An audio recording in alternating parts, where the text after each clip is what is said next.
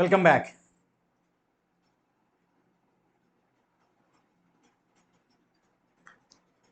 Part 1లో నాన్న AS12 part 1 accounting for government grants part 1లో ఎక్కడా చూసాం మనం. గవర్నమెంట్ గ్రాంట్ అంటే ఏంటి, దాని రికగ్నిషన్ క్రైటీరియా ఏంటి, దానికి అకౌంటింగ్ ట్రీట్మెంట్ ఎలా చేయాలి, దానికి సంబంధించి మనం గ్రాంట్స్ మొత్తం 2 రకాలు అనుకున్నాం, గుర్తుందా? Monetary, non monetary. అలాగే ఆ గ్రాంట్ కనుక స్పెసిఫిక్ ఫిక్స్డ్ అసెట్ కోసం వస్తే ఎలాగా, డిప్రిషియబుల్ లేదా నాన్ డిప్రిషియబుల్. ఎలాగా డిప్రిషియబుల్కి 2 ఆల్టర్నేటివ్స్ ఏమేంటి నాన్న మనకి, అది కాస్ట్ రిడక్షన్ మెథడ్ లేదా డిఫర్డ్ ఇన్కమ్ మెథడ్. నాన్ డిప్రిషియబుల్ కూడా 2 ఆల్టర్నేటివ్స్, కాస్ట్ రిడక్షన్ మెథడ్, రెండోది డిఫర్ చేసుకోవాలంటే మాత్రం ఒక చిన్నది ఉంది, కండిషన్స్ కనుక ఫుల్ఫిల్ చేస్తే డిఫర్ చేయలేవు. క్యాపిటల్ రిజర్వ్ కన్నా క్రియేట్ చేసుకో, లేదనుకుంటేనేమో ఆల్టర్నేటివ్ 1 కాస్ట్ రిడక్షన్ మెథడ్ అన్నా ఫాలో కా, ఎప్పుడు కండిషన్స్ ఫుల్ఫిల్ అయితే నాన్ డిప్రిషియబుల్ అసెట్కి సంబంధించి. ఓకే, మానిటర్ చేయండి.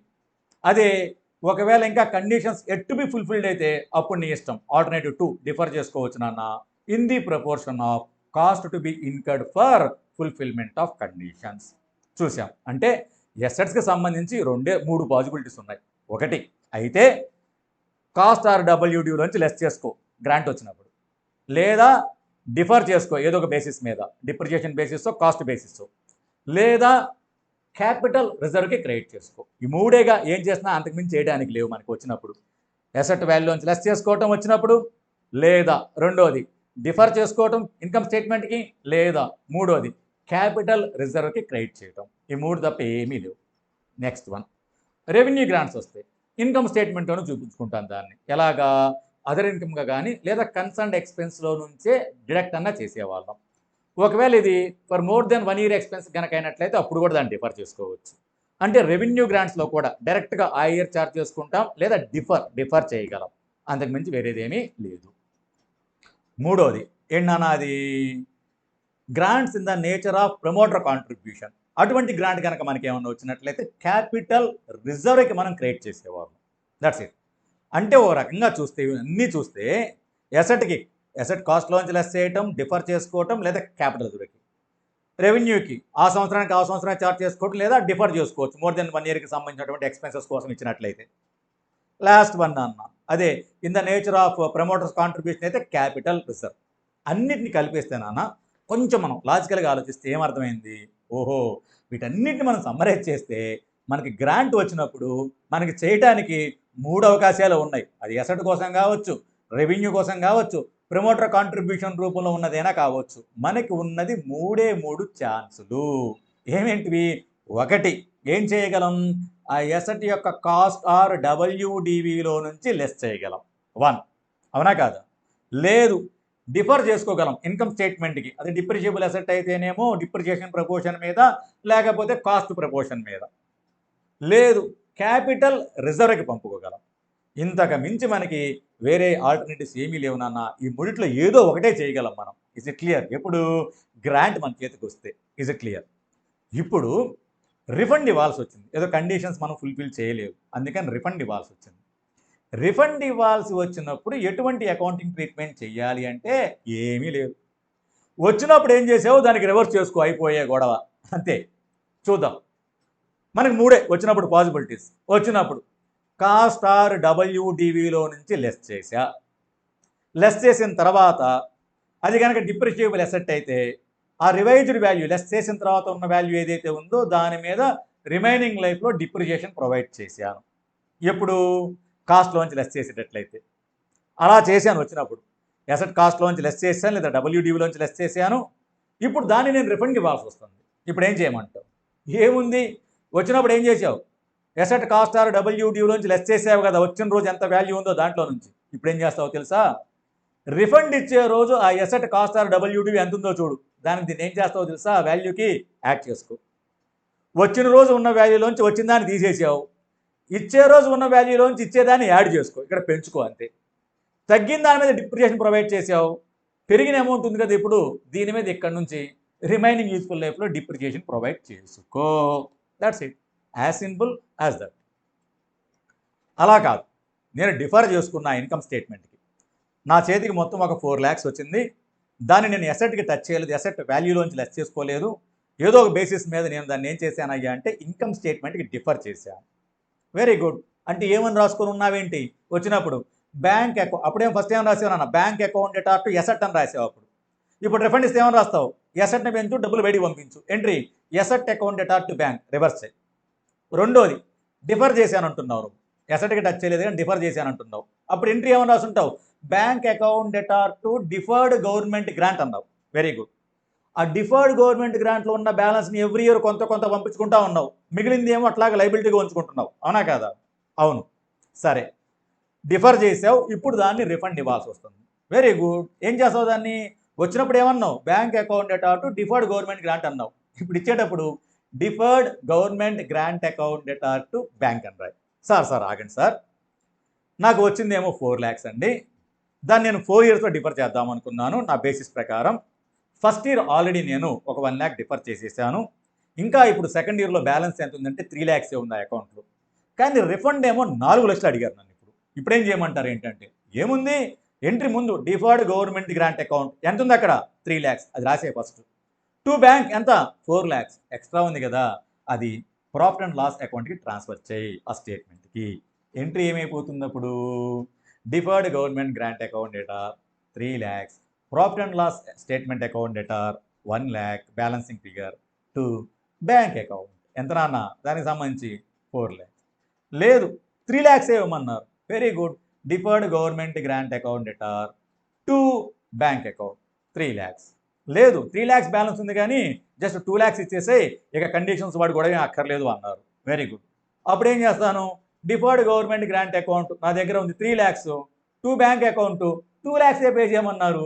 మిగిలింది ఇప్పుడు ఇంకా కండిషన్స్ ఏం గొడవ లేదు కాబట్టి 2 ఎక్కడ ట్రాన్స్ఫర్ చేస్తాను ప్రాఫిట్ అండ్ లాస్ స్టేట్మెంట్కి.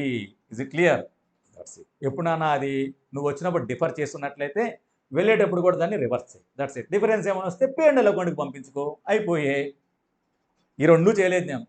వచ్చినప్పుడు దాన్ని నేను క్యాపిటల్ రిజర్వ్ క్రియేట్ చేశాను. Very good. ఎంట్రీ ఏమని రాసేవేంటి bank account data to capital reserve. Very good. ఇప్పుడు నువ్వు దాన్ని రివర్స్ ఇచ్చా, దాన్ని రిఫండ్ ఇవ్వాల్సి వచ్చింది అనుకో, ఎంట్రీని రివర్స్ చేసేయి. ఎంట్రీ ఏంటి ఇప్పుడు capital reserve account data to bank account. అయిపోయే. As simple as that. చూడండి ఇప్పుడు accounting for refund of government grant. If the government grant was deducted from cost or WDV of the asset at the time of receipt, add the amount of refund to the value of the asset as on the date of refund. Asset account data to bank account. వచ్చినప్పుడు ఏమన్నా రాసావు bank to asset, వెళ్ళేటప్పుడు ఏంటి ఇప్పుడు asset to bank. If it is a depreciable asset, then provide depreciation on revised value of the asset over the remaining useful life. As simple as that. Okay. Next. If grant was deferred to income statement. If grant was deferred to income statement. Defer చేసావా వచ్చినప్పుడు ఏమని రాసేవేంటి bank account data to deferred government grant account. Reverse చేదాన్ని ఇప్పుడు deferred government grant account data to bank. Difference ఏమైనా ఉంటే P&L అకౌంట్కి transfer చేసే. That's it. Adjust the amount of refund first against unamortized deferred government grant account balance if any ఉంటేనే. Sir మొత్తం అసలు అంతా కూడా నేను అమౌంటైజ్ చేసేసాను, 0 ఉంది. Very good. ఎంట్రీ ఇప్పుడు ఎంత అడిగాడు ఏంటి 2 lakhs అడిగాడు. Very good. P&L account data to bank 2 lakhs. అయిపోయే. బ్యాలెన్స్ లేకపోతే ఏం అడ్జస్ట్ చేయగలవు, చేయలేవు. And transfer the difference to P&L. Deferred government grant account debtor P&L account balancing figure to bank account. కింద వస్తే balancing figure to P&L account. Okay నాన్న? Very good. If grant was created to capital reserve account. వచ్చినప్పుడు ఏమని రాసావు bank to capital reserve అన్నావు. వెళ్ళేటప్పుడు ఏమని రాస్తావు capital reserve account data to bank. అయిపోయాయి. Amount of refund is to be debited to capital reserve account. Capital reserve account data to bank account. That's it. ఫాస్ట్గా రాసుకున్నాను. నిన్నే చెప్పవచ్చు కానీ ఇది కూడా పార్ట్ 1లోనే చెప్పవచ్చు మనం. సో ఎందుకులే అంత కన్ఫ్యూజింగ్గా కొంచెం ఓవర్ బర్డెన్ అవుతుందేమో, చిన్న కాన్సెప్టు మళ్ళీ మీరు ఏదో కంగారు పట్టమని విడిగా చెప్తాం. పార్ట్ 1 పార్ట్ 2 లెంతీ అవుతుందని. కాపీ చేసుకున్నాను.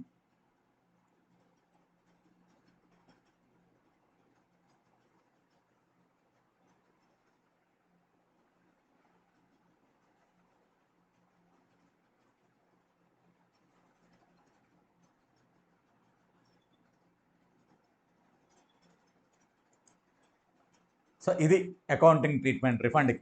చాలా సింపుల్. వచ్చినప్పుడు ఏం చేయాలో తెలిస్తే దానికి ఎగ్జాక్ట్గా రివర్స్. That's it. అందుకే ఫస్ట్ పార్ట్ బాగా చదువుకోండి అన్న. కానీ ప్రాబ్లమ్స్ ఎక్కువ ఈ పార్ట్ మీద అడుగుతాడు. ఎందుకో తెలుసా? దీని మీద అడిగితే తనకు తెలుసు 2 కవర్ చేసినట్లే. అది తెలిస్తే గాని ఇది చేయలేడు. ఇది చేశా అంటే మొత్తం తెలుసు అని. ఓకే. Very good. ప్రాబ్లమ్ చూడనా? Shivam Limited acquired a fixed asset for rupees 50 lakhs. The estimated useful life of the asset is 5 years. The salvage value after useful life was estimated at rupees 5 lakhs. నాన్న fixed asset అన్నాడు sir, డిప్రిషియబులా non డిప్రిషియబులా చెప్పలేదు అనకూడదు నాన్న. దాని salvage value useful life ఇవన్నీ చెప్తున్నాడు. మనకి ఏంటది ఇప్పుడు? అది depreciable asset. Very good. The state government gave a grant of 10 lakhs. ఎందుకంట? To encourage the asset acquisition. Asset acquisition encourage చేయడం కోసం 10 lakhs ఇచ్చింది మనకి. Very good. అంటే ఏంటని ఇప్పుడు డబ్బు ఇచ్చింది మనకి. దేనికోసం? ఒక డిప్రిషియబుల్ అసెట్ కోసం. అంటే వెంటనే మైండ్లో ఏం ఫ్లాష్ అవ్వాలి? Monetary government grant for depreciable asset. ఇది వచ్చినప్పుడు నేను ఏం చేసి ఉంటాను? ఏదైనా కాస్ట్ ఆర్ డబ్ల్యూడీలోంచి లెస్ చేసి ఉంటాను, లేదా డిఫర్ చేసుకొని ఉంటాను. చూద్దాం ఏం చేశాడు కంపెనీ. దానికి తగ్గట్టుగా కాస్ట్ లోంచి లెస్ చేసుకుంటే ఇప్పుడు ఆ వాల్యూకి మళ్ళీ ఏం చేస్తావు? యాడ్ చేసుకుంటావు. డిఫర్ చేస్తే డిఫర్ బ్యాలెన్స్ అడ్జస్ట్ చేస్తావు. That's it. సరిపోకపోతే P&Lకి పంపించుకుంటావు. డ్యూరింగ్ సెకండ్ ఇయర్ నాన్న, ఫస్ట్ ఇయర్ అయిపోయిన తర్వాత, the subsidy of the state government became refundable. What is the fixed asset value after refund of subsidy to the state government and depreciation for second year?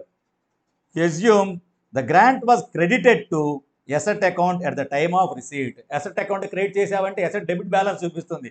దానికి create చేసావంటే అసెట్లోంచి less చేసావు అని. ఓహో, అసెట్లోంచి less చేస్తే మరి refund ఇవ్వాల్సినప్పుడు ఏం చేయాలి? Refund చేసే రోజు అసెట్ వాల్యూ ఎంత ఉందో దానికి యాడ్ చేయాలి. రిఫండ్ చేసే రోజు అసెట్ వాల్యూ ఎంత ఉంది? ఒరిజినల్ కాస్ట్ 50 lakhs అట. దాని మీద నాకు గ్రాంట్ వచ్చింది, దాన్ని లెస్ చేశాను, 10 lakhs తీసేసాను. ఇంకా ఎంత ఉంది? 40 lakhs ఉంది. ఈ 40 lakhs యూస్ఫుల్ లైఫ్ ఎంతకాలం అని చెప్పాడు? 5 years. సాల్వేజ్ వాల్యూ ఏమైనా చెప్పాడా? చెప్పాడు.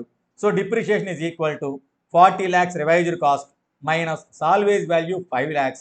40 - 5 35 lakhs డిప్రిషియబుల్ అమౌంట్ అవుతుంది మనకి, డివైడెడ్ బై 5 years. అంటే ఇయర్కి ఎంత నాన్న? 7 lakhs. సో బిగినింగ్లో నాన్న 50 lakhs, దాంట్లోంచి 10 lakhs గ్రాంట్ లెస్ చేసేసామంట, 40 lakhs ఉంటాయి. ఇప్పుడు దాని మీద ఫస్ట్ ఇయర్కి depreciation 40 lakhs - 5 lakhs divided by 5 years 7 lakhs. తీసేస్తే నాన్న ఇప్పుడు 40లోంచి 7 lakhs తీసేస్తే మనకి 33 lakhs సెకండ్ ఇయర్లో ఉంది మనకి. ఇప్పుడు సెకండ్ ఇయర్లో మనం రిఫండ్ ఇవ్వాల్సి వస్తుంది కాబట్టి ఎంత అమౌంట్ అయితే రిఫండ్ ఇవ్వాల్సి వస్తుందో అది ఆ రిఫండ్ ఇచ్చేటానికి ఉన్న బ్యాలెన్స్కి ఏం చేద్దాం? యాడ్ చేద్దాం. అంటే ఇప్పుడు ఆ 33 లక్షలకి మనం ఏం చేద్దాం? ఈ 10 lakhsని యాడ్ చేద్దాం. యాడ్ చేస్తే ఇప్పుడు నాన్న revised value of the asset after refund ఎంత అయిపోయింది మనకి? 33 + 10 lakhs ఎంత నాన్న? 43 lakhs. ఇప్పుడేం చేయాలి? ఈ 43 lakhs మనం 4 yearsలో డిప్రిషియేట్ చేయాలి. ఇప్పుడు మరి ఈ ఇయర్కి సెకండ్ ఇయర్కి డిప్రిషియేషన్ ఎంత అయిపోతుంది? ఇప్పుడు రివైజ్డ్ వాల్యూ ఎంత నాన్న? 43 lakhs మైనస్ దాంట్లో సాల్వేజ్ వాల్యూ ఎంత? అదేం మార్పు లేదు, 5 lakhs. 43 - 5 lakhs మనకి ఎంత అయిపోయింది అన్న? 38 lakhs అయిపోయింది. 38 lakhs divided by 4 years. 38 divided by 4 years 9,50,000. So ఆ 43లోంచి 9,50,000 తీసేస్తే ఇంకా మనకి ఎంత ఉంటుంది? 33,50,000 చివరి బ్యాలెన్స్ మనకి. చూడండి నాన్న ఒకసారి. Original cost of the asset 50 lakhs less state government grant received 10 lakhs. Revised cost or net cost of the asset ఎంత నాన్న? 40 lakhs. దాంట్లోంచి depreciation for first year 40 lakhs minus salvage value 5 lakhs. దాంతో మనకి depreciable amount నాన్న divided by 5 years. So 7 lakhs తీసేస్తే 33 lakhs. Add దానికి ఏం చేద్దాం? సెకండ్ ఇయర్లోనే కదా ఇంకా మనం, అందుకని add refund of state government 10 lakhs add చేసాం. సో ఇది 43 lakhs అయింది. So depreciation for second year నాన్న. ఇప్పుడు రివైజ్డ్ వాల్యూ ఆ రిఫండ్ ఇచ్చిన తర్వాత ఎంత ఉంది మనకి? అది 43 lakhs అయిపోయింది. సో ఆ 43 lakhs నుంచి సాల్వేజ్ వాల్యూలో మార్పు ఏం లేదు కాబట్టి -5 lakhs అంటే 38 lakhs ఇక్కడ నుంచి మనకి రివైజ్డ్ డిప్రిషియబుల్ అమౌంట్ నాన్న. ఇంకా రిమైనింగ్ యూస్ఫుల్ లైఫ్ ఎంతకాలం ఉంది? 4 years డివైడెడ్ బై 4 9,50,000. సో మనకి 33,50,000 రిఫండ్ తర్వాత డిప్రిషియేషన్ తర్వాత ఉన్నటువంటి అమౌంట్. క్లియర్? చిన్న ప్రాబ్లం. ఓకేనా? చెప్పానుగా ఆ రిసీవ్డ్ అప్పుడు మనకి తెలిస్తే ఇది చాలా ఈజీ. ఓకే, ఇంకో ప్రాబ్లం చూద్దాం. చిన్న ప్రాబ్లమ్స్ అంతే.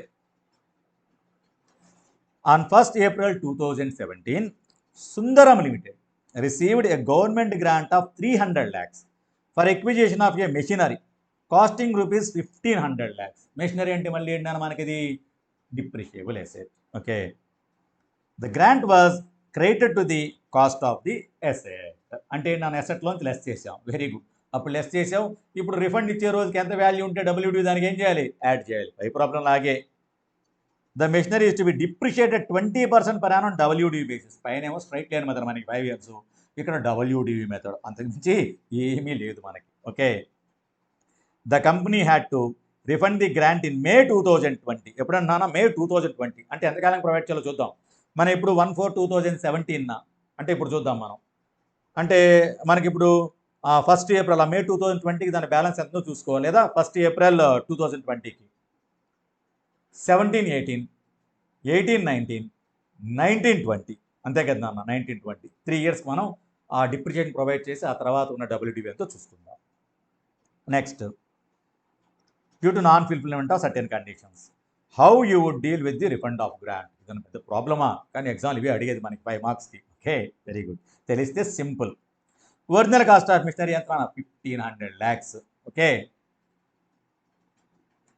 సారీ నాన్న, చిన్నది అని sorry. Okay, original cost of the machinery ఎంత నాన్న? మనకి 1500 lakhs. Government grant reduced from cost ఎంత? అది 300 lakhs. వచ్చినప్పుడు మరి క్రెడిట్ చేసామని చెప్పాడు అసెట్ వాల్యూకి, అందుకని. Revised cost 1200 lakhs. Depreciation for 2017 ఎట్లాగా? 1200 మీద 20% నాన్న, డబ్ల్యూడీవీ కాబట్టి 240. వచ్చేదాన్ని WDV on 31st March 2018 960. Next year depreciation 960 into 20% 190. WDV on 31st March 2019 768. మరి ఆ సంవత్సరానికి డిప్రిషియేషన్ దేని మీద అన్న? 768 lakhs into 20% డబ్ల్యూడీవీ కాబట్టి. ఓకే, ఎంతది? 154. ఇప్పుడు 3 years డిప్రిషియేషన్ అయిపోయింది. ఇప్పుడు రిమైనింగ్ బ్యాలెన్స్ ఎంత ఉందన్న మన దగ్గర? ఇప్పుడు 614. ఇప్పుడు ఏం చేసావు నువ్వు? రిఫండ్ ఇచ్చావు ఈ ఇయర్లో. అందుకని ఈ ఇయర్లో రిఫండ్ ఇచ్చావు కూడా దాన్ని ఏం చేస్తావు తెలుసా? యాడ్ బ్యాక్ చేసేయి. అమౌంట్ ఎంత అన్న రిఫండ్ ఇవ్వాల్సి వచ్చింది? ఏమి చెప్పకపోతే మొత్తం అమౌంట్ ఇచ్చేసినట్టే. ఎంతది? 300. Add refund of government grant. How much is that? 300. రెండు కలిపితే 914. ఇదేంటి? యాడ్ చేసిన తర్వాత ఉన్నటువంటి రివైజ్డ్ వాల్యూ. ఇప్పుడు ఈ రివైజ్డ్ వాల్యూ మీద మనం రిమైనింగ్ యూస్ఫుల్ లైఫ్లో డిప్రిషియేషన్ని ప్రొవైడ్ చేయాలి. క్లియర్ నాన్న? అదే ఈ కొంచెం 20% ఈ 914 మీద నాన్న, ఇది డబ్ల్యూడీ మెథడ్ కదా, అందుకని. లెస్ డిప్రిషియేషన్ ఫర్ 2020-21 914 into 20% ఎంత? 182.8. That's it. Okay, simple problem. But ఎగ్జామ్లో ఇవి అడుగుతుంటాడు. తెలిస్తే చాలా ఈజీ. మీరు ప్రాక్టీస్ చేయండి. చిన్నది కాబట్టి నేను చేయకుండా ఇట్లాగా మీకు ఎక్స్ప్లెయిన్ చేశాను. నెక్స్ట్ ప్రాబ్లం నాన్న, ఇది ఎగ్జామ్కి బాగా ఇంపార్టెంట్. ఇది బాగా ప్రాక్టీస్ చేయాలి మీరు. Okay, problem number 8 star mark పెట్టుకున్నాను. మెల్లిగా ఎక్స్ప్లెయిన్ చేస్తాను, జాగ్రత్తగా. Neelakanta limited purchased a machinery for 40 lakhs. Machinery అంటే depreciable asset. Useful life 4 years అంటున్నాను. Okay, and residual values 8 lakhs. మనకి ఇప్పుడు సాల్వేజ్ వాల్యూ, అది డిప్రిషియేషన్ కోసం అవసరం. Government grant received is rupees 16 lakhs. ఎంత వచ్చిందండి నాన్న గవర్నమెంట్ గ్రాంట్? మనకి 16 lakhs వచ్చింది. Due to non compliance of certain condition, the grant becomes refundable in 3rd year to the extent of rupees 12 lakhs. మొత్తం కాదట, 12 lakhs ఇవ్వాలన్నారు 3rd yearలో. అంటే మనకి ఇప్పుడు ఏం కావాలి? మనకి 2nd year ఎండింగ్ లేదా 3rd year బిగినింగ్లో దాని వాల్యూ ఎంత ఉందో మనకు కనుక్కోవాలి. ఫస్ట్ దాని డబ్ల్యూడీవీ చూద్దాం. సో ద జర్నల్ ఎంట్రీ మాత్రం అడిగాడు నాన్న. To be passed at the time of refund of grant and the value of the fixed assets.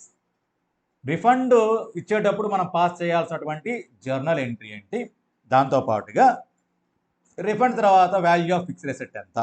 ఎప్పుడంట?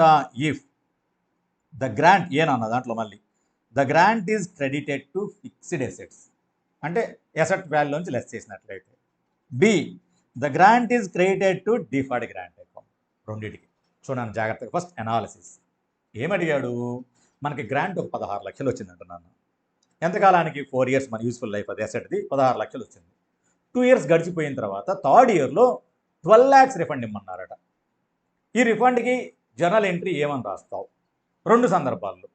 ఒకవేళ అసెట్కి వాల్యూలోంచి క్రియేట్ చేస్తే తగ్గిస్తే ఏ ఎంట్రీ ఎంత, అమౌంట్ ఎంత. అలా కాదు డిఫర్ చేసుకున్నట్లయితే అప్పుడు ఎంట్రీ ఏంటి, అమౌంట్ ఎంత. ముందులో కూల్గా ఆలోచిద్దాం. ఎసెట్లో నుంచి కనుక మనకి లెస్ చేస్తే అప్పుడేమని రాసుకున్నాం మనం, బ్యాంక్ టు ఎసెట్ అని రాసాం. ఇప్పుడు ఏం చేస్తాం నాన్న, asset account debtor to bank అని రాసుకుంటాం. యాజ్ సింపుల్ యాజ్ దట్, అంతేనా కదా. ఎంత రిఫండ్ ఇస్తున్నావు, మొత్తం 12 lakhs. ఇప్పుడు ఈ 12 lakhs మనం ఏం చేయాలి, ఆ మెషినరీ యొక్క వాల్యూని పెంచాలి. అందుకని జర్నల్ ఎంట్రీ ఎప్పుడు వచ్చినప్పుడు ఎసెట్ అకౌంట్కి కనుక క్రెడిట్ చేసినట్లయితే, ఇజ్ క్లియర్. ఇప్పుడు దాన్ని రిఫండ్ ఇచ్చేటప్పుడు ఏం చేస్తాం, ఎసెట్ వాల్యూని పెంచుతాం. ఎంత, 12 lakhs. ఎంట్రీ ఏంటి మనకి, అది machinery account debtor to bank account 12 lakhs. ఒకటైపోయింది. ఇక్కడ ఎంట్రీ ఒకటే కాదు, ఇంకోటి కూడా అడిగాడు నాన్న, value of the fixed asset after refund కూడా అడిగాడు. మరి value of the fixed asset తెలియాలి అంటే ఏ మెథడ్లో, ఫస్ట్ మెథడ్ మనకి కాస్ట్ రిడక్షన్ మెథడ్ అయితే ఓపెనింగ్ ఎంత ఉంటే ఏందన్న 40 lakhs ఉంది. ఇందాక చూసాక 40 lakhs ఇంత ముందు చేసిన లెక్కే, అంతే కాదు, రెండు అడిగాడు అంతే. 40 lakhs దాంట్లోంచి మనకి ఎంత గ్రాంట్ వచ్చింది, 16 lakhs వచ్చింది. ఆ 16 lakhs లెస్ చేసాం. 40 మైనస్ 16 24 lakhs ఉంది. Very good. సాల్వేజ్ వాల్యూ ఏమైనా ఉందా నాన్న, 8 lakhs ఉంది. లైఫ్ ఎంత అని చెప్పాడు, 4 years అంటున్నాడు. అంటే ఇప్పుడు మనకి 2 years గడిచిపోయింది. స్ట్రైట్ లైన్ మెథడే కదా నాన్న. 2 yearsకి డిప్రిసియేషన్ ఎంతో చూద్దాం. ఓకే, మనకి ఉన్నదేమో 40లో నుంచి 16 lakhs తీసేసాం, 24 lakhs ఉంది. సో ఈ 24 lakhs మనకి డిప్రిసియేషన్ ఎంత, సాల్వేజ్ వాల్యూ ఉందిగా మనకు ఒక 8 lakhs. సో డిప్రిషియబుల్ అమౌంట్ ఎంత ఇప్పుడు మనకి, revised cost minus salvage value, 24 lakhs minus 8 lakhs, 16 lakhs వచ్చింది. Divided by how many years, 4 years. 16 lakhs divided by 4 years అంటే ఇయర్కి ఎంత నాన్న, 4 lakhs డిప్రిసియేషన్ వచ్చింది. అవునా కాదా. 4 lakhs డిప్రిసియేషన్ అంటే 2 yearsకి అయితే ఎంత అయిపోతుంది, 4 lakhs ఇంటూ 2, 8 lakhs. ఇప్పుడు మనం ఈ 24లో నుంచి less first year depreciation 4 lakhs, WDV అప్పుడు ఎంత వచ్చింది 20 lakhs, less second year depreciation మళ్ళీ 4 lakhs, అప్పుడు ఎంత అవుతుంది మళ్ళీ 20లోంచి 4 తీసేస్తే 16 lakhs, లేదా 24లోంచి డైరెక్ట్గా 8 lakhs తీసేసినా సరే మనకి 16 lakhs. WDV at the end of second year are at the beginning of third year. ఇప్పుడు దానికి మనం ఏం చేసాం నాన్న, రిఫండ్ ఇచ్చేసాం. రిఫండ్ ఇస్తే ఏం చేయాలి, ఇప్పుడు ఈ 16 లక్షలకి రిఫండ్ ఎంత అయితే ఇచ్చావో దాన్ని ఏం చేయాలి, యాడ్ చేయాలి. So add 12 lakhs. సో 16 + 12 ఎంత అయిపోయిందన్న, 28 lakhs. అదేంటి మనకి value of the asset after refund. ఇప్పుడు నుంచి ఏం చేస్తానన్న, ఈ 28 lakhs ఉంది కదా రివైజ్డ్ వాల్యూ, దాని మీద డిప్రిసియేషన్ ప్రొవైడ్ చేస్తాం. అంటే నెక్స్ట్ ఇయర్కి డిప్రిసియేషన్ ఎంత అవుతుంది మనకి, ఇప్పుడు ఈ 28 lakhs రివైజ్డ్ కాస్ట్, రివైజ్డ్ వాల్యూలో నుంచి సాల్వేజ్ వాల్యూ యాజ్ యూజువల్గా తీసేయాలని మనకి ఎంతది 8 lakhs డివైడెడ్ బై ఇంకా మనకి ఎంతకాలానికి ఉంది, కేవలం 2 years రిమైనింగ్ లైఫ్. క్లియర్. అంటే ఇప్పుడు 28 lakhs minus 8 lakhs, depreciable amount ఏమో మనకి 20 lakhs అయింది, రిమైనింగ్ యూస్ఫుల్ లైఫ్ 2 years ఉంది కాబట్టి మనకి ఇప్పుడు ఎవ్రీ ఇయర్ ఎంత, కమాన్, ఎగ్జాక్ట్లీ 10 lakhs డిప్రిసియేషన్. చూడన్న ఫస్ట్ ఒకసారి statement showing value of the machinery after refund. నన్ను ఎగ్జామ్లో ఇట్లా నేను టేబుల్ ఇచ్చినట్లే విన్నాను, 2 సార్లు విడిగా రాయాలంటే మనకి టైం దండగా అయిపోతుంది, వేస్ట్ అయిపోతుంది, టైం సేవ్ చేసుకోవాలి మనం. ఇప్పుడు అర్థమైన తర్వాత మీరు ప్రాక్టీస్ చేయండి. 2 టేబులర్ ఫామ్లో వేయండి, 2 సపరేట్ కాలమ్స్ పెట్టి. ఓకే, చూద్దాం. ఫస్ట్ నాన్న ఇదేమో కాస్ట్ రిడక్షన్ మెథడ్, ఇదేమో డిఫర్డ్ ఇన్కమ్ మెథడ్ అయితే నాన్న. కాస్ట్ ఆఫ్ మెషినరీ ఫస్ట్ ఇది చూద్దాం మనం, 40 lakhs లెస్ గ్రాంట్ రిసీవ్డ్ ఎంత నాన్న, 16 lakhs. Revised or net cost of the machinery 24 lakhs less depreciation for 2 years నాన్న. ఇక్కడ 24 lakhsలో నుంచి సాల్వేజ్ వాల్యూ 8 lakhs తీసేసాం, డివైడెడ్ బై 4 years లైఫ్, అట్లా 2 years గడిచిపోయాయి, ఇంటూ 2 years ఇది ఎంత అయిపోయిందన్న, 8 lakhs అయిపోయింది. That's it. ఇప్పుడు WDV at the end of second year ఎంత అయిపోయిందన్న, 16 lakhs అయింది. దీనికి మనం ఏం చేసాం, add amount of grant refunded 12 lakhs add చేసేసాం. ఎంతైంది అది ఇప్పుడు 28 lakhs అయిందన్న. ఇదేంటి, WDV after refund of grant. ఇప్పుడు నాన్న దీని మీద డిప్రిసియేషన్ వాడు అడగలేదు, అది కూడా మనం ప్రొవైడ్ చేసాం. దీని మీద డిప్రిసియేషన్ ఎట్లా నాన్న, మనకి 28 lakhs. నెక్స్ట్ ఇయర్ డిప్రిసియేషన్ అడిగాడే అనుకోండి ఒకవేళ, 28 lakhs. దాంట్లోంచి సాల్వేజ్ వాల్యూ తీసేయాలి మనం. అప్పుడు డిప్రిషియబుల్ అమౌంట్ ఎంత, 28 minus 8 lakhs divided by remaining life ఎంత, 2 years. ఒకవేళ రాసుకుంటే అది కూడా రాసుకున్నాను, ఒకవేళ రాసుకోవాలనుకుంటే మనకి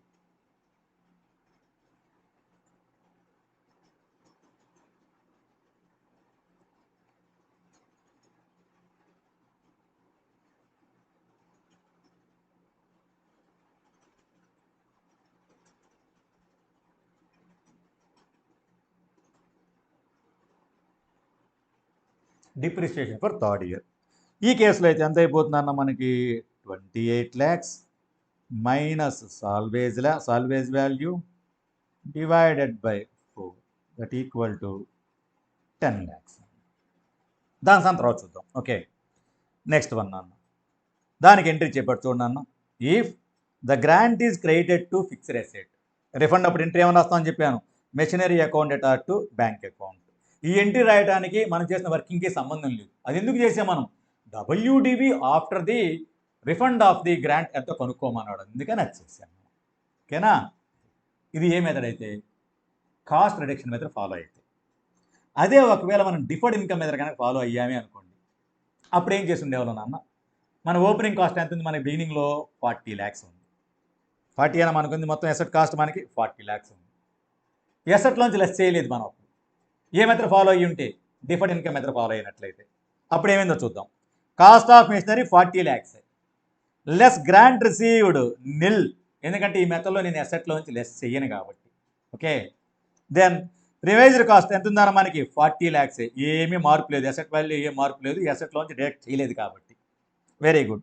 డిప్రిసియేషన్ ఇప్పుడు ఏం చేస్తాను, ఇక్కడ 40 lakhs minus salvage value 8 lakhs divided by life 4 years. 2 years గడిచిపోయింది, ఇప్పటికి రిఫండ్ ఇచ్చేయడానికి 2 years గడిచిపోయింది. అందుకని ఇది ఎంత అయిపోయిందని ఇక్కడ 16 lakhs డిప్రిసియేషన్. ఓకే, ఇక్కడ ఇయర్కి 8 lakhs వచ్చిందన్న మనకి. 40లోంచి 8 తీసేసాం, 32 lakhs ఉంది. డిప్రిషియబుల్ అమౌంట్ 32 lakhs. 32 lakhs ఎంతకాలానికి, 4 yearsకి, అంటే ఎవ్రీ ఇయర్కి ఎంత 8 lakhs, అలా 2 yearsకి ఎంత 16 lakhs. సో ఇప్పుడు WDV at the end of second year నాన్న ఎంత ఉంది ఇక్కడ మనకి 24 lakhs ఉంది. Okay, then add amount of grant refunded అంది ఇక్కడ నాట్ అప్లికబుల్. ఎందుకో తెలుసా నాన్న, ఎసెట్లోంచి లెస్ చేస్తే ఎసెట్కి యాడ్ చేసేవాడిని, అసలు ఎసెట్లోంచి లెస్ చేయలేదు కదా, అటువంటిప్పుడు ఎసెట్కి దీనికి ఎటువంటి సంబంధం లేదు, దీన్ని యాడ్ చెయ్యకూడదు. నేను డిఫర్ చేశానయ్యా, ఎసెట్ని టచ్ చేయలేదు, అందుకని దీన్ని ఎసెట్కి యాడ్ చేయకూడదు, అందుకే NA నాట్ అప్లికబుల్ నాన్న. ఓకే, ఇప్పుడు 2 కలిపితే ఎంత అయిపోయింది 24 lakhs. ఇది వాడు అడిగింది. Okay, next income defer to profit and loss account నాన్న. ఇప్పుడు దాకా అసలు ఎంత ఇన్కమ్ డిఫర్ చేసామో చూద్దాం. మొత్తం మనకి ఎంత వచ్చింది నాన్న, 16 lakhs వచ్చింది మనకి, అంతేనా కదా. గవర్నమెంట్ గ్రాంట్ ఎంత వచ్చింది, 16 lakhs. ఏం చేసేవాళ్ళం మనం, ఇది దేనికి సంబంధించింది, డిప్రిషియబుల్ ఎసెట్కి సంబంధించింది. In proportion of depreciation defer చేస్తుండేవాళ్ళం. ఎంతకాలం అని చెప్పాడు, లైఫ్ 4 years అన్నాడు. అంటే మన చేతికి వచ్చిన 16 lakhs గ్రాంట్ని కూడా మనం 4 yearsతో డిఫర్ చేస్తూ వస్తున్నాం. 4 years అంటే ఎవ్రీ ఇయర్కి ఎంత నాన్న, 16 lakhs divided by 4 years. Every year మనం డిఫర్ చేయాల్సింది 4 lakhs. ఇలా ఎంతకాలం గడిచిపోయాయి మనకి, 2 years గడిచిపోయాయి. ఇప్పుడు మనం థర్డ్ ఇయర్లో ఉన్నాం, అంటే ఈ 16 lakhsలో ఎంత మనం డిఫర్ చేసేసాం already. First year 4 lakhs, second year 4 lakhs, 8 lakhs differ చేసేసాం. ఇంకా ఎంత మిగిలింది, అన్అమార్టైజ్డ్ డిఫర్ చేయకుండా మిగిలింది, అది కూడా 8 lakhs. ఇంకా 2 ఏళ్ళకి, 3వ సంవత్సరానికి 4వ సంవత్సరానికి కలిపి. సో 16 లక్షల్లో 2 సంవత్సరాల్లో 8 లక్షల్ని ఇన్కమ్ స్టేట్మెంట్కి డిఫర్ చేసేసాం. రిమైనింగ్ 8 lakhs ఏదైతే ఉందో అది ఇంకా మనకి డిఫర్డ్ గవర్నమెంట్ గ్రాంట్ అకౌంట్లో అలాగే ఉంది ఆ బ్యాలెన్స్. ఇస్ ఇట్ క్లియర్ నాన్న? Very good. అదే ఇక్కడ చూడన్నా, income deferred to P&L 16 lakhs into 2/4 నాన్న. 4 yearsలో 2 yearsకి హౌ మచ్ ఈజ్ దట్, ఇక్కడ రాదు అసలు అది. ఈ కేసులో ఎంత నాన్న, అది 8 lakhs. Unamortized deferred government grant balance ఇంకెంత ఉంది, 16 lakhsలో 8 lakhs పోతే ఇక్కడ రాదు నాన్న, అది ఇటువైపు అది 8 lakhs ఉంది.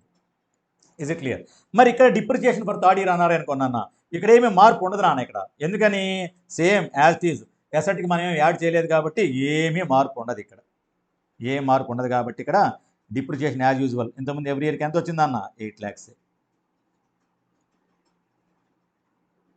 డిప్రిసియేషన్ అది. సరే, ఇప్పుడు డిఫర్డ్ గవర్నమెంట్ గ్రాంట్ అకౌంట్లో బ్యాలెన్స్ ఎంత ఉంది, 8 lakhs ఉంది. రిఫండ్ ఎంత ఇవ్వాలి నువ్వు, 12 lakhs ఇవ్వాలి. సరిపోవటల్లా, డిఫరెన్స్ ఎక్కడ పంపాలి. Very good. Profit and loss స్టేట్మెంట్కి ఎంట్రీ ఏం చేస్తావు, డిఫర్డ్ గవర్నమెంట్ గ్రాంట్ అకౌంట్ ఎటార్ ఉన్న balance 8 lakhs. Profit and loss account ఎటార్ బ్యాలెన్సింగ్ ఫిగర్ ఎంత, 4 lakhs. టు బ్యాంక్ అకౌంట్ మనం ఇవ్వాల్సిన 12 lakhs కాబట్టి, ఉన్నది 8 lakhs, ఇవ్వాల్సిన 12 lakhs నాన్న. డిఫరెన్స్ ఎంత ఉంది, 4 lakhs. That shall be transfer to profit and loss account. ఓకేనా? చూడన్నా, if the grant is credited to deferred grant account, deferred government grant account ఎటార్ 8 lakhs నాన్న.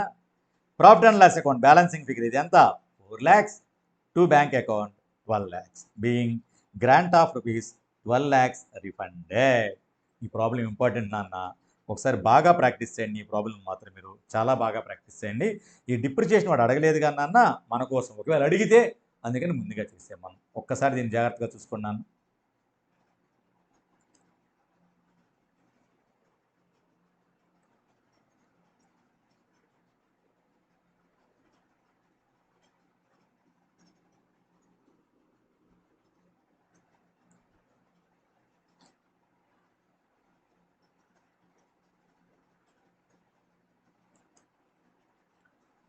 సో ఇది అకౌంటింగ్ ట్రీట్మెంట్ నాన్న. ఈ ప్రాబ్లం చాలా బాగా ప్రాక్టీస్ చేయండి. ఈ ప్రాబ్లం బాగా ఇంపార్టెంట్ ఎగ్జామ్ అంటే మిగతా కాదని కాదు, ఇది అర్థమైతే నీకు మొత్తం అర్థమైనట్టు స్టాండర్డు.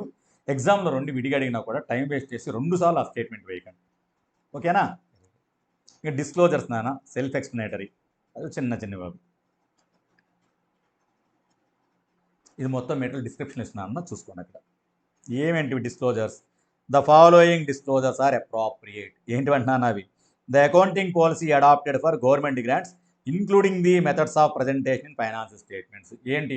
కాస్ట్ రిడక్షన్ మెథడా లేకపోతే డిఫర్డ్ ఇన్కమ్ మెథడా ఏంటి అన్న సంగతి. Next, the nature and extent of government grants recognized in the financial statements including grants of non monetary assets given at in concessional rate or free of cost. వాటి information.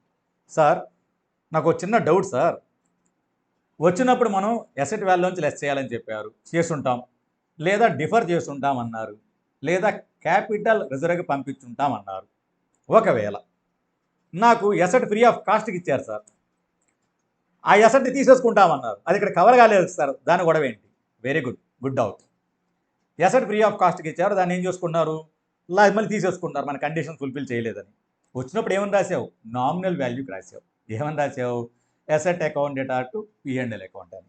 దాన్ని తీసుకొని వెళ్తే ఇప్పుడు ఏం చేస్తావు? Reverse entry, P&L account data to asset, అదే nominal value. Clear నాన్న? Very good. This is all about AS12 నాన్న, గవర్నమెంట్ గ్రాంట్స్. ఫాస్ట్గా నన్ను 5 minutes మనకు అలవాటు ఉంది కాబట్టి చివరిలో కూడా చూద్దాం. 5 minutes మన టైం పెద్ద వేస్ట్ ఏం కాదు దానివల్ల. Okay, so government grant means an assistance given by the government in the form of cash or kind in return for past compliance or future compliance of conditions attached to the grant. Here government refers to central government or state government or any other government agencies like local bodies, national bodies or international bodies. Very good.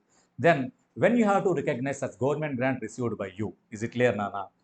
You have to fulfill the recognition criteria. What is that? If there is a reasonable assurance that the conditions will be complied with and the grant will be received, then you can recognize such government grant in your books of accounts. Is it clear Nana? Then what about the accounting treatment? Which method is to be adopted? Is it capital approach or income approach? For grants received in the nature of promoter's contribution, we have to adopt a capital approach. If it is a case of any other grants, then we have to adopt income approach. Is it clear Nana?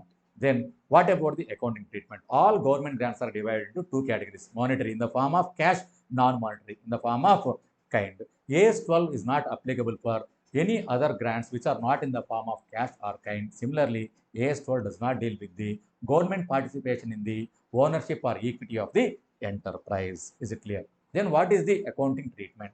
If it is a case of government grant received for specific depreciable asset, and if it is a non-monetary government grant, ante vastuve ichadu, if it is received at free of cost, recognized at nominal value, that is to say rupees 1 or 10 or 100, entry asset account data to profit and loss account. If it is received at a concessional rate, then record that at the actual cost of the acquisition, entry asset account data to cash or bank account, whatever you have paid to that. If it is a case of monetary government grant for a depreciable asset, you are left with 2 choices. Alternative one, cost reduction method, where you can deduct the amount of grant received from the value cost or WDV of the asset as on the date of receipt of the government grant and provide depreciation on the revised value over the remaining useful life of that particular asset.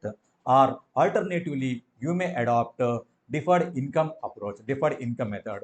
In that case, you can defer the government grant received to the income statement over a period in proportion to depreciation charged on such depreciable asset. If it is a case of non-depreciable asset, non-monetary, free of cost at nominal rate, at concessional rate, at actual cost of acquisition we have to record.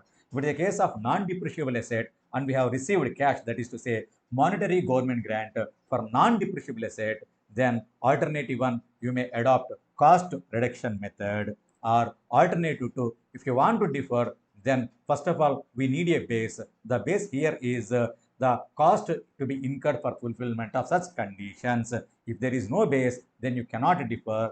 In such case, you have to transfer that to capital reserve. That is to say, if all the conditions are fulfilled, then in case of monetary government grant for non-depreciable asset, either you can adopt a cost reduction method or you can transfer that to capital reserve if all the conditions are satisfied. But you cannot defer if all the conditions are satisfied. However, if conditions are yet to be satisfied, then you can defer in proportion of cost to be incurred for fulfillment of such conditions. Clear, Nana?